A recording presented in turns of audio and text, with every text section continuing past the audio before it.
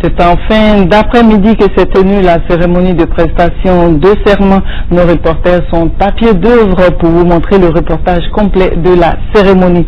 En attendant, écoutons quelques réactions des invités, à savoir les présidents de la commission de l'UEMOA, du Conseil économique et social et de l'Assemblée nationale. Le tissu social ivoirien est fortement déchiré. Il a la lourde mission de le recoudre. Et les discours que j'ai entendus là montrent son engagement à le faire. Et je l'encourage dans ce sens-là. Mon deuxième mot s'adressera aux Ivoiriens en général. La Côte d'Ivoire a trop souffert et continue de souffrir. Il serait bien que maintenant nous nous arrêtions et nous reprenions un nouveau départ dans la confiance, que nous oublions tous les relents qui nous mettent en arrière, les relents tribaux, les relents ethniques, et que nous considérons simplement que la Côte d'Ivoire est une et indivisible et que chaque Ivoirien est un Ivoirien, quelle que soit son origine, quelle que soit sa religion. Je pense que, comme disait Houphouët-Boigny, personne n'échappe à son destin.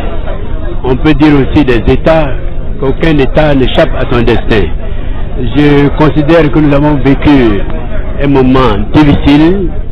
Peut-être nous nous sommes trompés, nous avons fait des erreurs, mais chacun croyait en ce qu'il faisait. Aujourd'hui, comme l'a dit le président de la République, dès qu'il a prêté serment, nous allons tourner cette page et considérer que le 21 mai prochain, la Côte d'Ivoire va écrire une nouvelle page.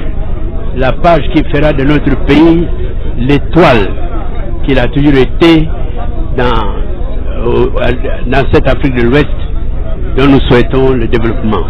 C'est une cérémonie brève, intense, pleine d'émotions, en ce qui me concerne en tout cas. L'histoire a défilé dans ma tête. Je suis un témoin de l'histoire. Et l'avenir tel que le président l'a vu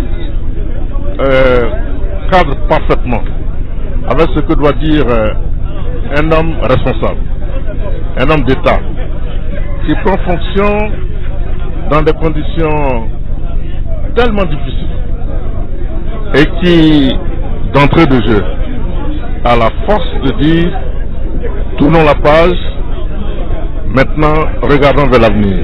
C'est une cérémonie pleine d'émotions et je crois qu'aujourd'hui la Côte d'Ivoire retrouve ses vraies valeurs. Ce que je souhaite, c'est que ce soit un départ, un nouveau départ, pour que la Côte d'Ivoire envisage son avenir comme elle l'a toujours envisagé avec l'ensemble des pays voisins.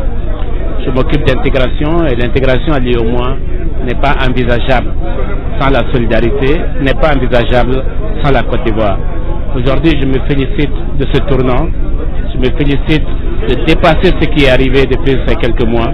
Aujourd'hui, je pense qu'au-delà du peuple ivoirien, l'ensemble des peuples qui constituent l'UEMOA s'y retrouvent. L'ensemble de ces peuples aujourd'hui sont fiers de ce qu'a pu faire la Côte d'Ivoire aujourd'hui, de ce tournant qui s'amorce, et nous allons suivre et participer à ce dialogue, à cette réconciliation, à cette recherche de la vérité dans le cadre d'une justice et dans le cadre de l'équité. Un véritable grand moment d'émotion pour le rétablissement de la vérité. Quand j'ai vu le président du Conseil constitutionnel proclamer Alassane Dramane Ouattara, c'est à cet instant que j'ai cru que suivre la vérité, demeurer dans la vérité est quelque chose d'important pour les citoyens. Et c'est en ce moment que j'ai vraiment cru en la vérité. Donc c'est un grand moment, je suis content, je suis heureux que le peuple de Côte d'Ivoire réalise enfin que la vérité, c'est que M. Alassane Dramane Ouattara a gagné l'élection. J'ai été le premier ministre qui a conduit aux élections, qui a organisé les élections.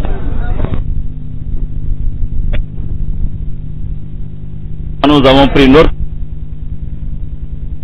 perdu l'élection, il devait laisser le pouvoir.